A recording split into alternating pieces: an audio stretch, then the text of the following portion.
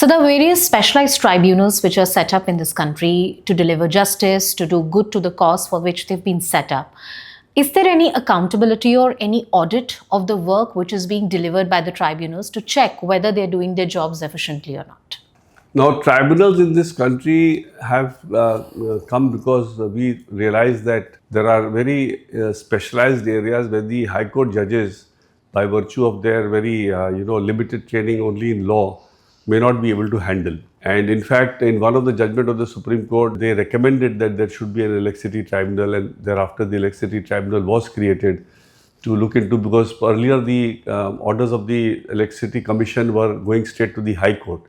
And the Supreme Court said that High Court is not equipped to deal with such matters of technicality, and there should be specialized tribunals for such issues. And accordingly, the appellate tribunal for electricity came into being. Similar tribunals are there where you have domain experts, and we have retired judges manning these positions. The problem in tribunals is, and what the Chief Justice of India has pointed out, is something very shocking, that a technical member refuses to write judgment, saying that the judicial member only has having the expertise in writing judgment, so he should write judgment. If he is shy of writing judgment, firstly, he should not be appointed at all, because you can't say that you will not write a judgment and still continue as a member of a tribunal. So that is one. Secondly, the more important thing which I feel as far as tribunals are concerned is that when you appoint somebody to a tribunal, you should not give that either a judge or a technical member a bench straight away to preside on. We need to train people who get appointed to tribunals in their domain for at least 3 to 6 months before they actually sit on benches.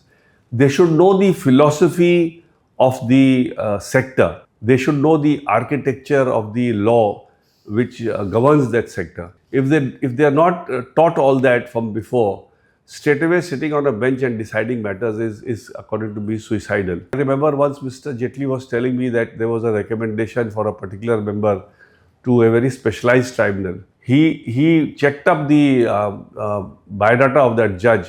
He had not done that kind of matter in his entire life. And as finance minister, he said, "Vikas, I will wind up this tribunal, but I will not appoint this person as the chairman of this tribunal." So even judges, when they recommend somebody, some judge as a member of a tribunal, invariably the judge cannot have that kind of experience. He may at all have a little bit of experience, having dealt some matters in that jurisdiction.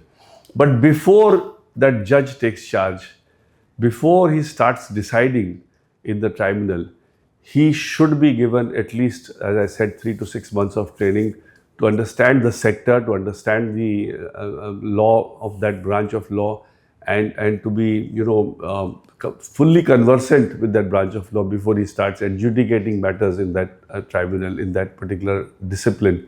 So I think tribunals will be there.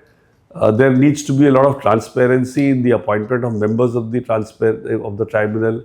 I know of cases where a committee headed by the Supreme Court judge recommends names for being appointed as members of the tribunal, but the government in that list picks up anybody arbitrarily from anywhere in the list and ignores people senior in the list, which should not happen. And if this kind of and also when these members get appointed to the tribunal, there should be a regular audit of their functioning, how many judgments they have written, and if they are not able to write judgments, then they should be given some kind of a nudge as to whether they would like to continue or they would like to resign, so that and they should be forced to resign, because most of these tribunals don't have that security of tenure.